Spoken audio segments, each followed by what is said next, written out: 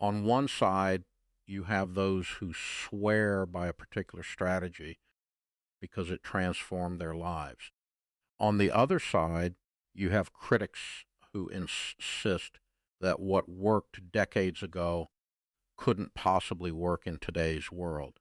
And if there's one financial plan that sparks that kind of debate more than almost any other, it's Dave Ramsey's Baby Steps. Some people hear the words baby steps and immediately roll their eyes. They argue that the system is outdated.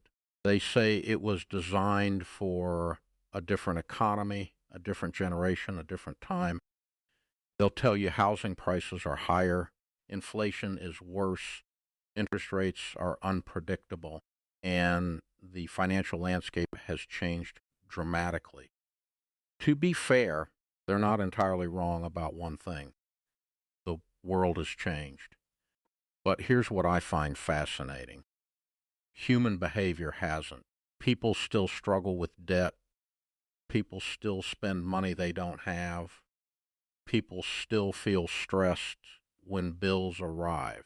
People still lie awake at night wondering how they're going to make ends meet. And people still dream about reaching a point where money is no longer a source of fear. That's why, despite all the criticism, the baby steps continue to resonate with millions of people.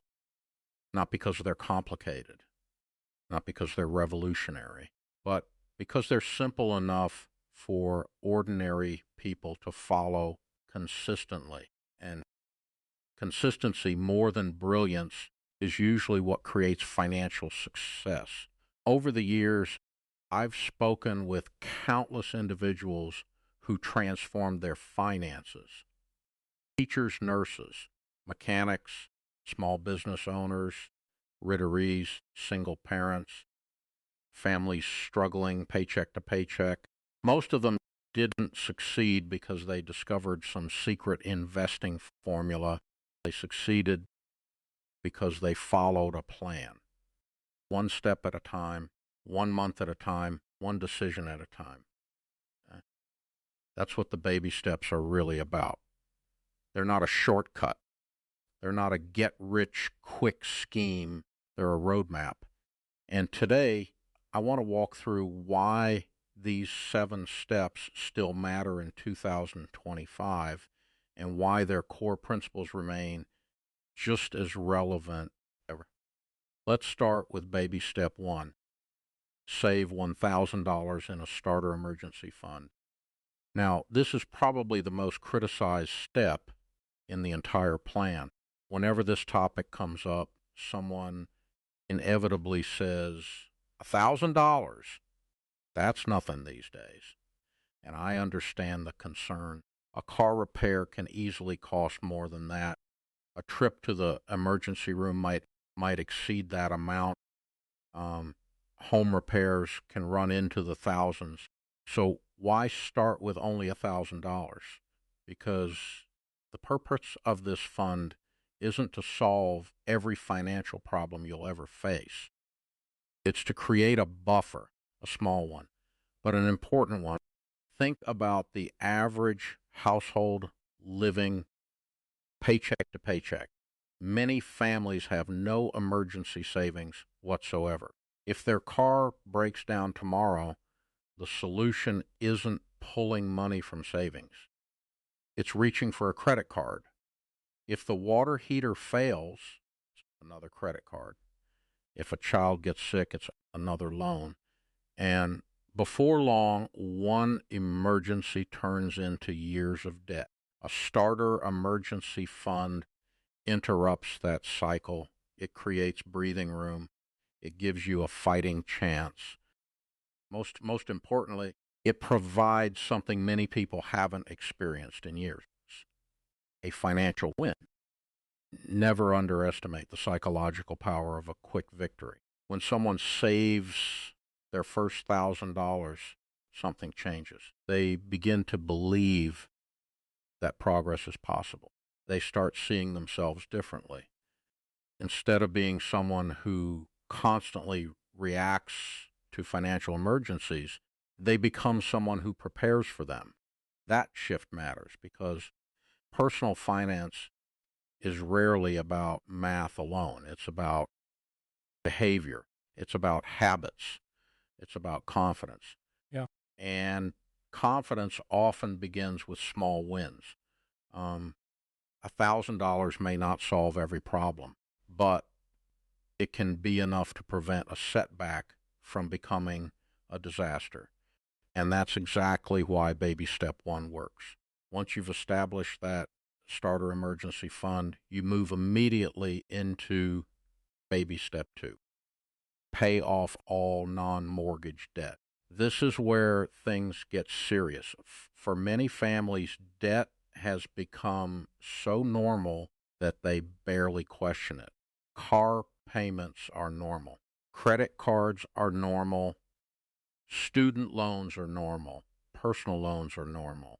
Monthly payments become such a routine part of life that people stop imagining what life would look like without them. But debt has consequences. Every payment represents money that cannot be invested. Every interest charge represents wealth flowing away from your future. Every loan reduces flexibility. Every balance creates stress. The challenge is that debt often accumulates slowly. Doesn't feel dangerous in the beginning. A credit card here, a financing plan there, a new car payment, another monthly subscription, a personal loan. Eventually, the obligations pile up. Before long, your income isn't working for you. It's working for everyone else. This is where the debt snowball enters the picture. The debt snowball is beautifully simple.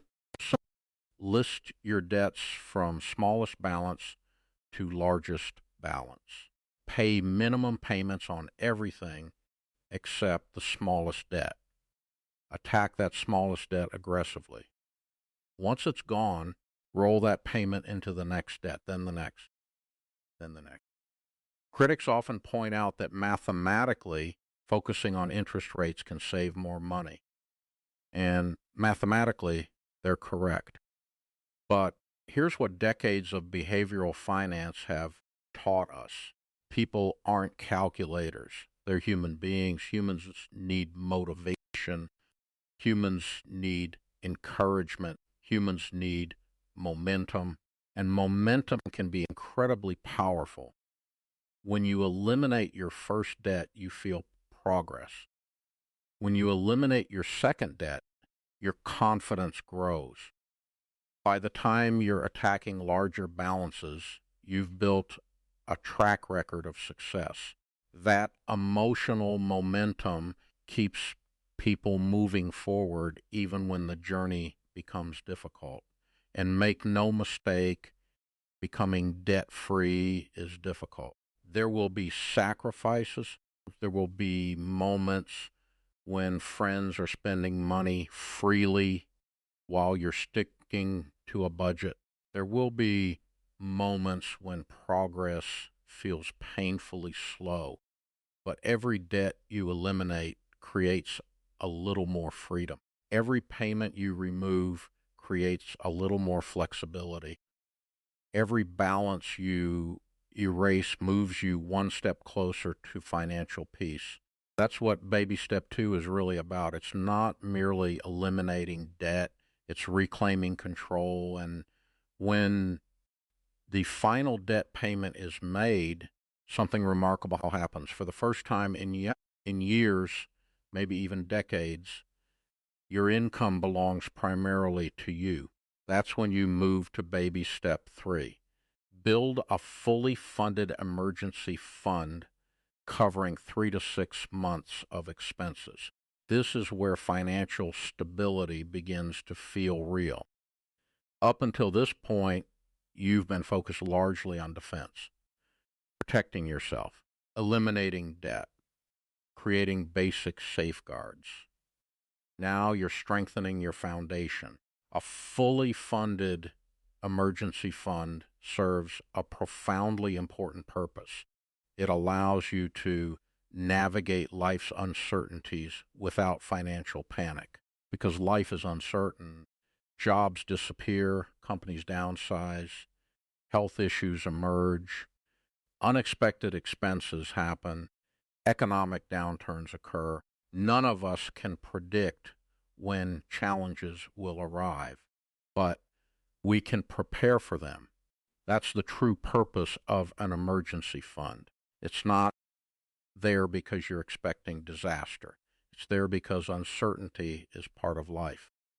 When you have 3 to 6 months of expenses saved, unexpected events feel different. A job loss becomes a challenge rather than a catastrophe.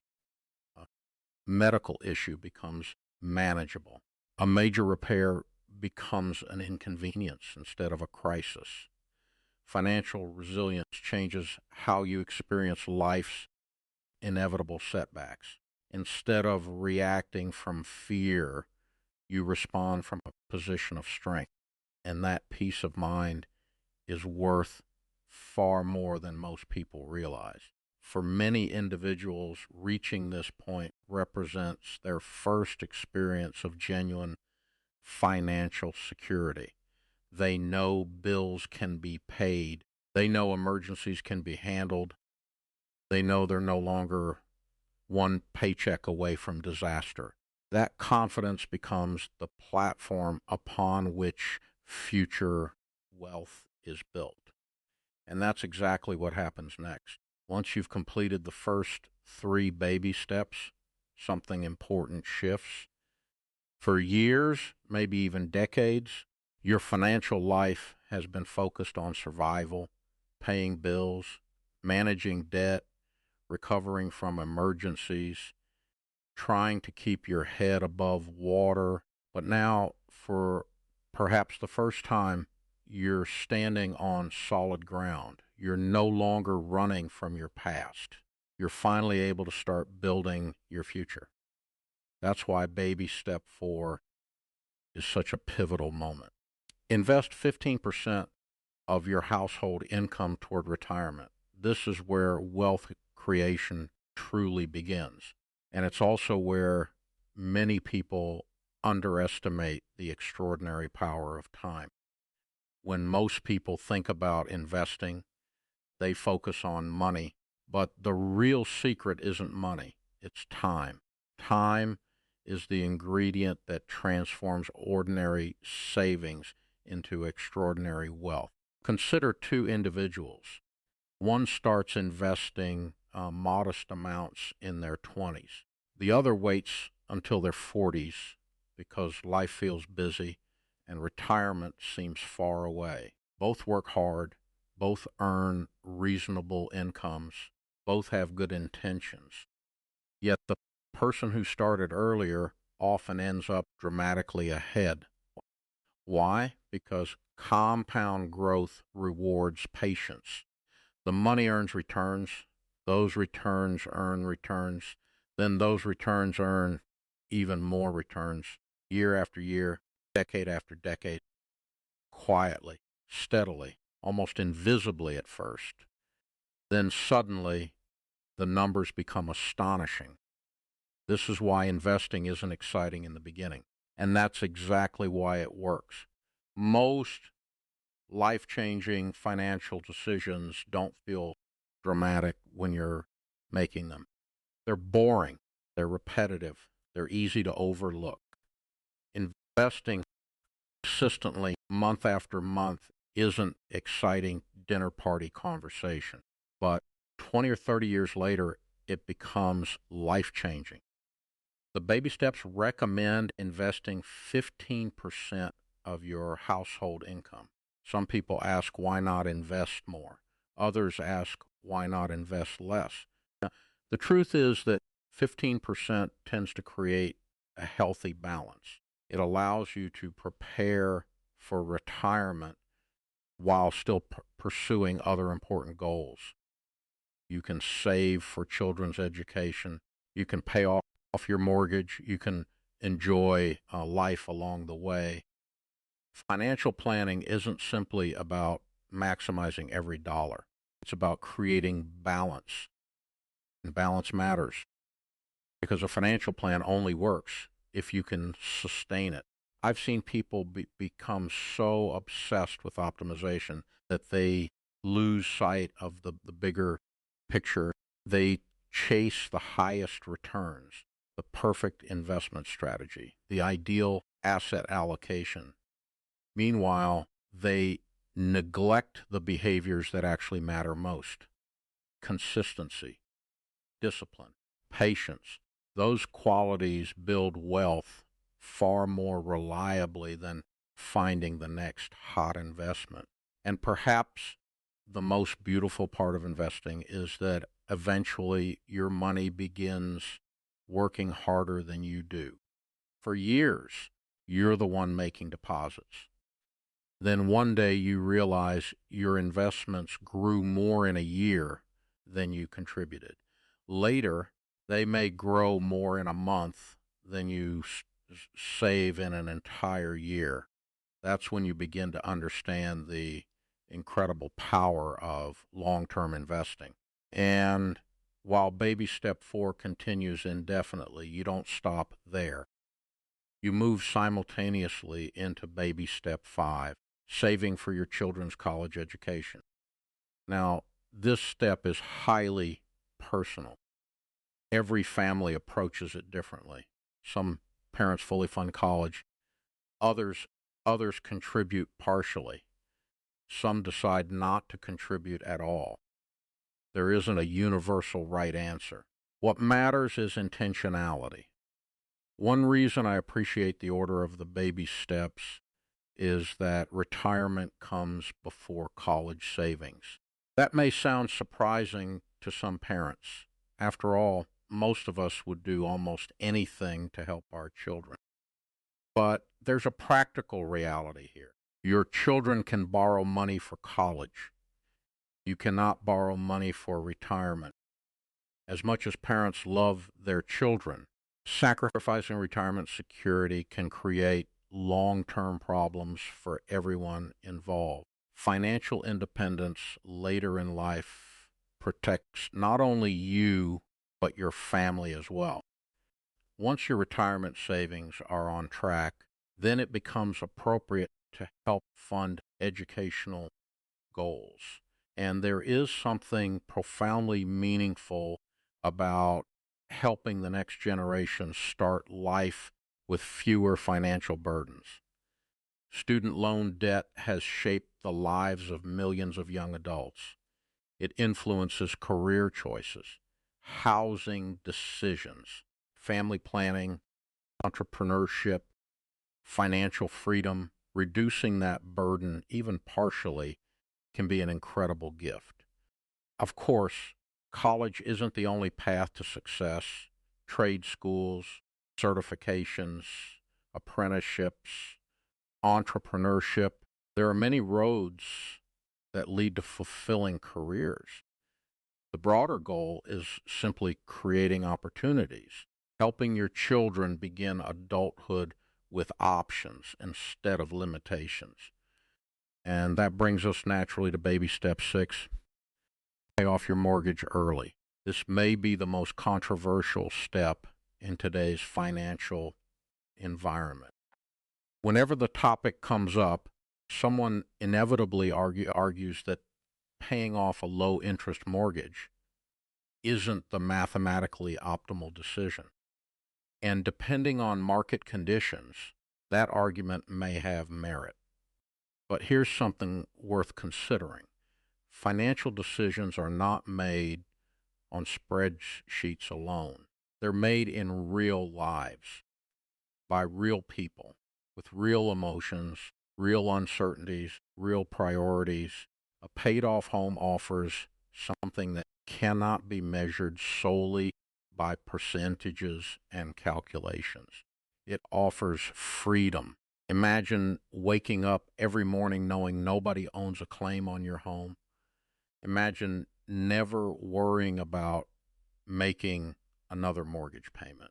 Imagine having thousands of dollars each month available for other purposes: saving, giving, traveling, investing, helping family members, pursuing passions.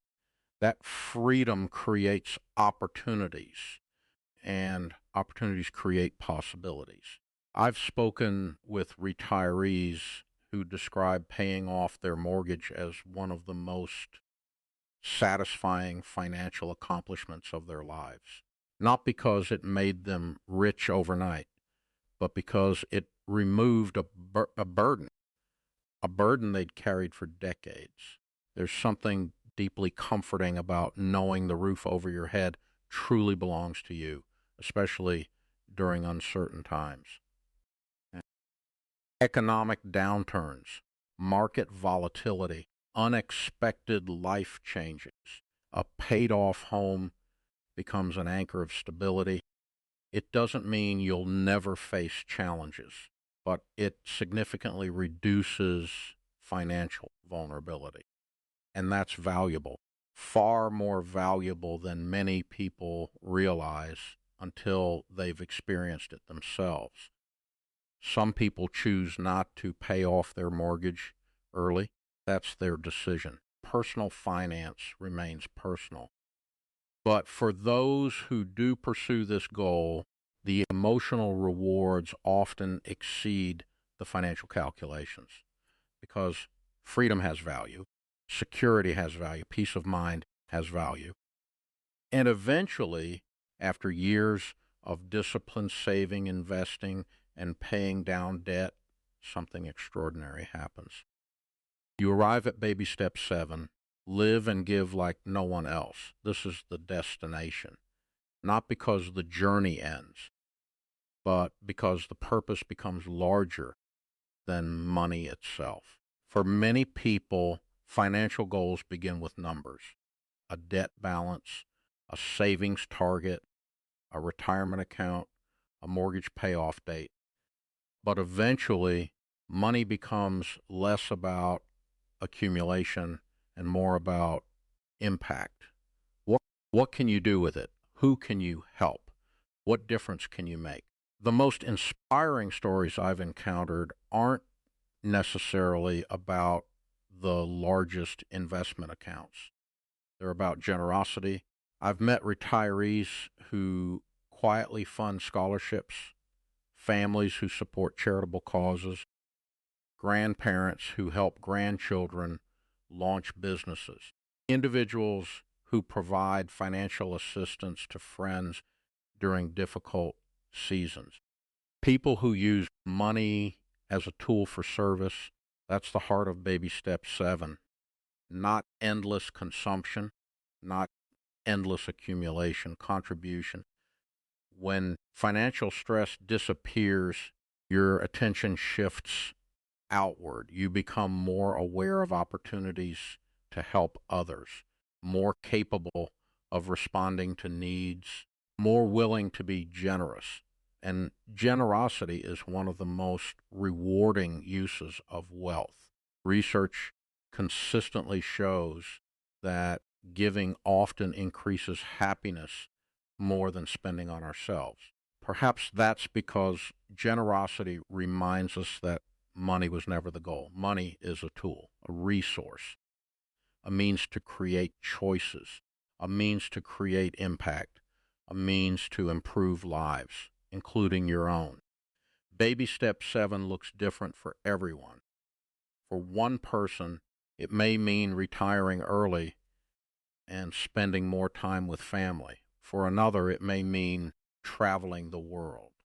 For someone else, it may mean supporting causes they deeply believe in. There is no single definition of success, and that's intentional. Because true financial freedom isn't about following someone else's dream. It's about creating the life that matters most to you, a life aligned with your values, your priorities, your purpose. And when you reach that point, something interesting happens. You stop obsessing over money, not because money stops mattering, but because it no longer controls your decisions. You have options, you have flexibility, you have freedom, and freedom changes everything because when people debate the baby steps, they often focus on individual details. They argue about the size of the emergency fund. They debate the debt snowball versus the debt avalanche. They discuss mortgage interest rates. They compare investment strategies. And while those discussions can certainly be valuable, they sometimes miss the larger point. The baby steps were never designed to be a collection of perfect mathematical formulas. They were designed to help ordinary people change their financial lives. And when you evaluate the plan through that lens, its lasting appeal becomes easier to understand. The reality is that financial success rarely comes from knowing more. Most people already know they should spend less than they earn. Most people already know they should avoid unnecessary debt. Most people already know they should save and invest consistently. The challenge isn't knowledge. The challenge is behavior. It's sticking with a plan when progress feels slow. It's remaining disciplined when everyone around you appears to be spending freely. It's continuing to invest during market downturns. It's staying focused when distractions are everywhere. That's why simplicity matters. A complicated plan that nobody follows isn't useful. A straightforward plan that people actually implement can change lives. And perhaps that's the greatest strength of the baby steps. They create clarity. At every stage of your financial journey, you know exactly what to focus on next. You're not trying to pursue 10 goals simultaneously. You're not wondering where each extra dollar should go. You're simply taking the next step, then the next, then the next. That kind of clarity can be incredibly powerful, especially during stressful periods of life. Think about how overwhelming personal finance can feel today. There are endless opinions online, thousands of videos, countless influencers, contradictory advice everywhere. One person tells you to invest aggressively. Another says keep more cash. One person says leverage debt. Another says eliminate debt. One expert recommends one strategy. Another recommends the exact opposite. For many people, all of that information creates paralysis. Instead of taking action, they become stuck. They spend years researching while making very little progress. The baby steps eliminate much of that confusion.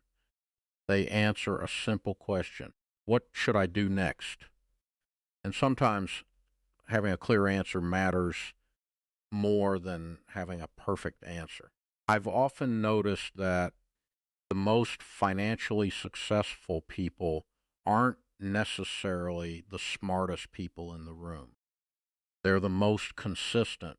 They make reasonable decisions repeatedly over long periods of time. They avoid major mistakes. They stay patient. They stay focused.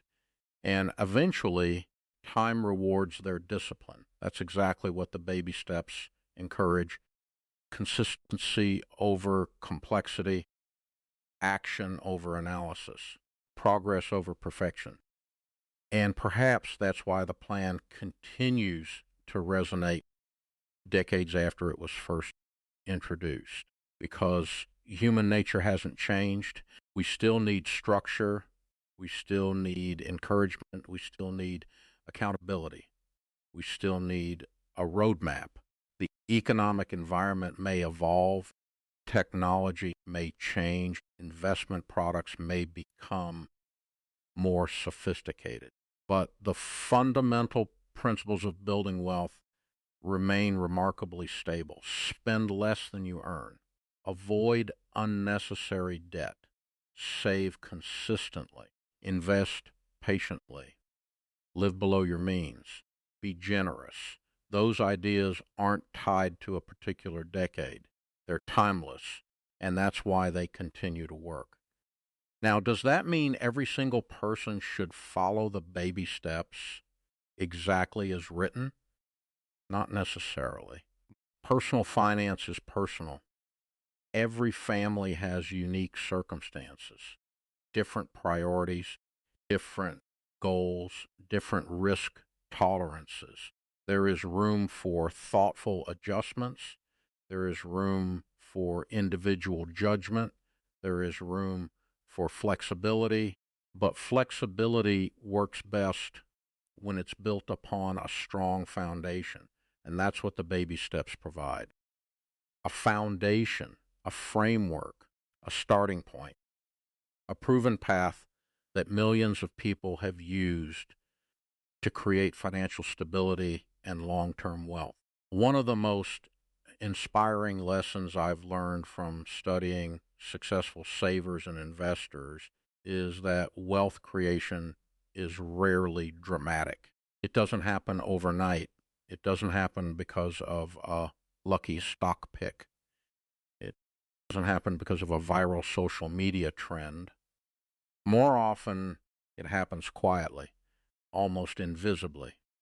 A budget created on a Sunday afternoon, a debt payment made month after month, an automatic contribution to a retirement account, a decision to drive a car a few more years, a choice to delay gratification, a commitment to stay the course. These small actions don't feel life-changing in the moment, but over time they compound. Just like investments compound, the results become larger than the individual decisions themselves. And eventually, years later, people look at your success and call it luck. They see the destination. They don't see the thousands of ordinary decisions that made it possible. That's why I believe there's something deeply encouraging about the baby steps. They remind us that financial success isn't reserved for a select few. You don't need a six-figure salary to begin. You don't need a finance degree. You don't need perfect timing. You don't need extraordinary intelligence. You simply need a plan, a willingness to learn, and the discipline to keep moving forward. One step at a time. That's really the beauty of the entire system. It's right there in the name. Baby steps, not giant leaps, not overnight transformations, not instant wealth. Small steps, repeated consistently for long periods of time. When people hear stories about someone becoming debt-free, building a substantial investment portfolio, paying off a mortgage, or achieving financial independence, they often assume there must have been some secret, some breakthrough moment, some hidden strategy, but usually there wasn't. Usually there was simply persistence, a person deciding to take the first step, then refusing to quit. And maybe that's exactly what someone watching today needs to hear. You don't have to solve your entire financial life this week. You don't have to become wealthy this year. You don't have to have everything figured out. You simply need to identify the next right step. Maybe that's saving your first $1,000. Maybe it's creating a budget. Maybe it's paying off a credit card. Maybe it's opening a retirement account. Maybe it's increasing your emergency fund. Whatever that step is, take it. Then take the next one, and the next one after that, because financial freedom is rarely built through dramatic moments. It's built through consistent action over time, with patience, with discipline, and with faith that your efforts will eventually bear fruit. The people who succeed financially aren't always the people who move fastest. Uh, Often they're the people who simply keep moving. Even when progress feels slow, even when motivation fades, even when life gets messy, they stay committed. And commitment has a way of producing remarkable results. So, do the baby steps still work in 2025? I believe the answer is yes.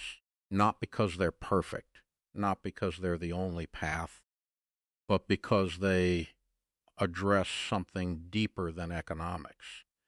They address behavior. They help people create order out of financial chaos. They provide direction when uncertainty feels overwhelming. And they encourage habits that have stood the test of time. The world will continue to change. Markets will rise and fall. Interest rates will move. New technologies will emerge. Economic headlines will come and go.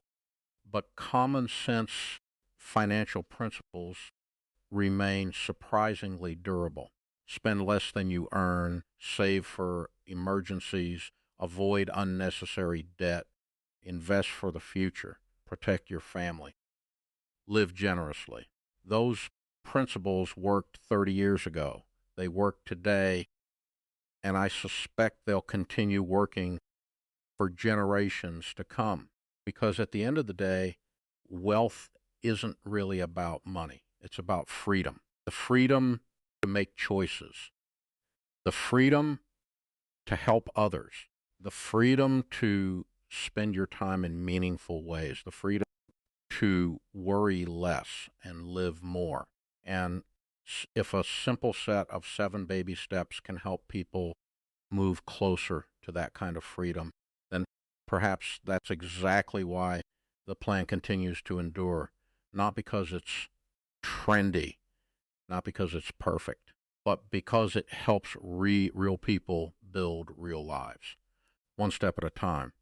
And sometimes that's exactly enough.